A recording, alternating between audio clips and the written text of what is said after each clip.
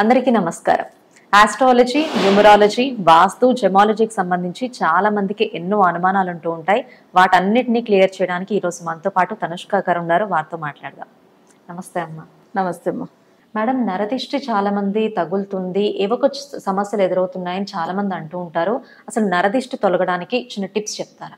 చాలా మందులకు నరదిష్టి వల్ల బాధపడుతూ ఉంటారు. ఇప్పుడు నరదిష్టి అంటే ఒక పెళ్లికి వెళ్తారు, లేదా ఏదో ఒక ఫంక్షన్కి వెళ్తారు, వెళ్ళి వచ్చి రాగానే అసలు ఆరోగ్యం బాగుండలేదు. అసలు వాళ్ళకి ఏమవుతుందంటే మ్యారేజ్కి మంచిగా రెడీ అయ్యి వెళ్ళాను, కానీ అసలు ఎంత మందులు అసలు కళ్ళు పెట్టాను, నాకు అసలు చాలా నరదిష్టి తాకింది అని చెప్తారు. అయితే కొంతమంది ఏంటంటే జస్ట్ ఒట్టిగా బయట వెళ్ళి రాగానే ఆరోగ్యం బాగుండదు. సరే, ఈ నరదిష్టి వచ్చినప్పుడు ఎలాంటి రెమెడీ ఫాలో కావాలి? కొన్ని మందులు ఏమవుతుందంటే వాళ్ళ ఇంటికి కూడా నరదిష్టి అనేది వస్తూ ఉంటుంది. అంటే వాళ్ళ మంచి ఇల్లు కట్టుకున్న తర్వాత వాళ్ళకి ఏంటంటే చాలా బాగున్నారు కదని చుట్టుపక్కల ఉన్న వాళ్ళు కానీ, లేదా తెలిసిన వాళ్ళ రిలేషన్స్ కానీ, వాళ్ళ వల్ల కూడా నరదిష్టి అనేది వస్తుంది. సరే, ఇప్పుడు దీనికి ఒక చిన్న రెమెడీ అయితే చెప్తాను, అది ఫాలో కావచ్చాము. నరదిష్టికి మనం ఎప్పుడూ కామన్గా చూస్తే అంటే మనం వచ్చి గుమ్మడికాయ కడతాం. ఇది వచ్చి ఏంటంటే మెయిన్ డోర్కు ముందుగా కడతాం. అది చాలా మందిలో అసలు కట్టవచ్చు, తప్పులేదు. నరదిష్టి ఉందా లేదా అని కూడా దాన్ని పెట్టి మనం తెలుసుకోవచ్చు. అంటే అది కనిపెట్టవచ్చు అసలు ఉందా లేదా అని. అది వచ్చి అమావాస్య టైమింగ్లో కట్టవచ్చాము, లేకపోతే పౌర్ణమి టైమింగ్లో కట్టవచ్చు. ఇంకొక రెమెడీ ఏంటంటే మన మెయిన్ డోర్ ముందుగా అంటే రెండు సైడ్ని నిమ్మపండు, అంటే నిమ్మపండు ఏం చేయాలంటే హాఫ్గా కట్ చేసుకోవాలి.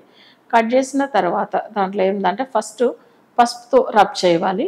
నెక్స్ట్ రెడ్ కలర్లో కుంకుమ, అంటే చాలా బ్రైట్గా కనిపించే కుంకుమ, అవి తీసుకుని అది కూడా మంచిగా రబ్ చేసి లెఫ్ట్లో ఒకటి రైట్లో ఒకటి ఇలా మనం ఏంటంటే బయట వైపు రోడ్ వైపు చూసినట్టుగా పెట్టాలి. ఎందుకంటే బయట నుంచి వచ్చేవాళ్ళు చూడగానే ఆ కుంకుమ ఉందా వాళ్ళకి కనిపిస్తుంది, అంటే ఆ బ్రైట్గా ఉన్న నిమ్మపండుదా కనిపిస్తుంది. అప్పుడు ఏమవుతుందంటే అది నరదిష్టి అంతా అవి తీసేసుకుంటుంది అనమాట. అప్పుడు లోపల ఎవరు వచ్చినా కానీ అంటే నరదిష్టి అనేది వాళ్ళు వచ్చిన తర్వాత జరుగుతుందంటే ఉండదు. ఎందుకంటే ఆ నెగిటివ్ అనేది అక్కడే అవి నిమ్మపండులోనే వెళ్ళిపోతుంది.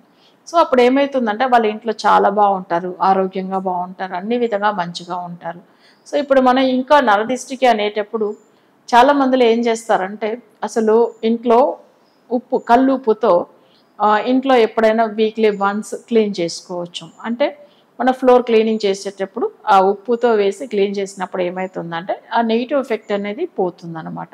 సో అలా కూడా నరదిష్టి తొలగిపోతుంది. ఇది మంగళవారం రోజు లేదా శుక్రవారం రోజు పెట్టవచ్చాము. వారంలో 2 సార్లు పెట్టామనుకోండి, 3 రోజులకు ఒకసారి అవి తీసేయవచ్చు. ఇప్పుడు మంగళవారం పెట్టాము, సో మంగళవారము తర్వాత బుధవారం గురువారం ఉంటుంది, మళ్ళీ శుక్రవారం తీసేసి వేరే ఫ్రెష్గా మళ్ళీ పెట్టవచ్చు. అప్పుడు ఏమవుతుందంటే ఆ కుంకుమ అనేది మనకు చాలా మంచిగా బ్రైట్గా కనిపిస్తూ ఉంటుంది. అంటే 3 రోజులకు ఒకసారి చేంజ్ చేస్తే చాలు.